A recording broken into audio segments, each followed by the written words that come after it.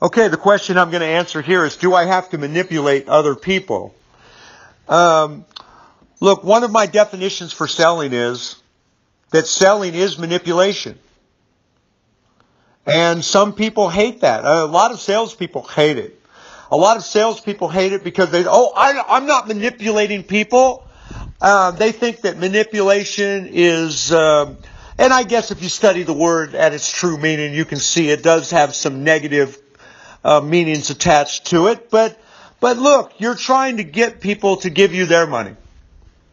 And many times the best prospects are trying to do everything they can to hold on to their money.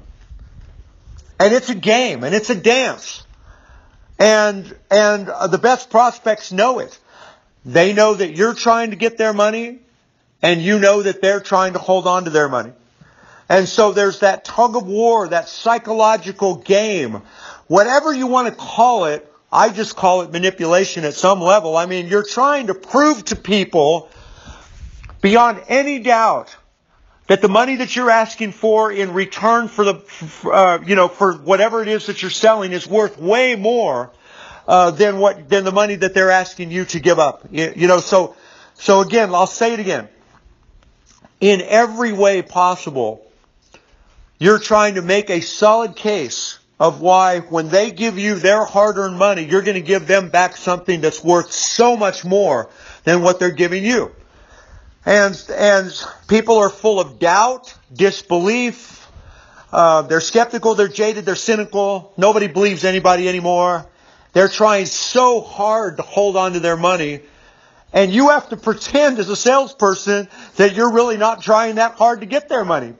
There is a game that is being played, and it's being played every single day where the salespeople have to pretend that, hey, give me your money, don't give me your money. I really don't care. And it's a game of where salespeople are really trying to do everything possible to prove they're not salespeople, okay? Because the worst thing you could be as a salesperson, my God, those people are so greedy. So you're coming at them from a position of trusted advisor, not a salesperson, a professional type of person, somebody who's got their best interest at heart. And, the truth is, come on. The truth is, it is manipulation. Now, here's what makes it good or bad, okay? No, I feel like you should just get your arms around the idea that selling is manipulation. It is. Why beat around the bush about it? I want you to think about what I just said. All that, the gamemanship, the tug of war, the dance, the back and forth kind of thing that you do with prospects. Now, to the degree. Oh, and I've had different definitions of what selling means over the years, but I wish I would have just done what I'm telling you to do right now. I wish right out of the gate, if somebody would have just said to me what I'm saying to you, that selling is manipulation. Deal with it.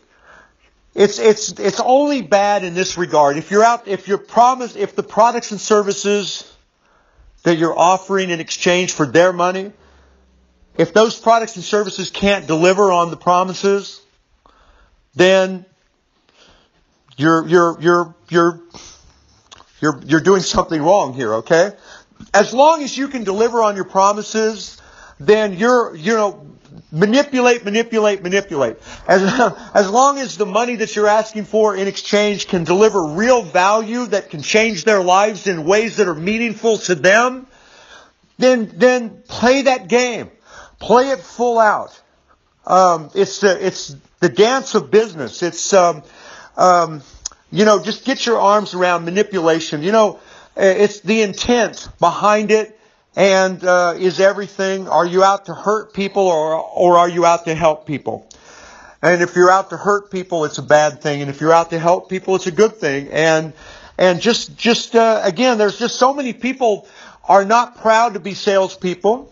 They call themselves marketers. They call themselves all kinds of other things, except they're not proud to call themselves a salesperson because of this whole manipulation factor. They don't want to be seen as that greedy son of a who's just out to screw people over and get their money and take advantage of people and all that kind of stuff.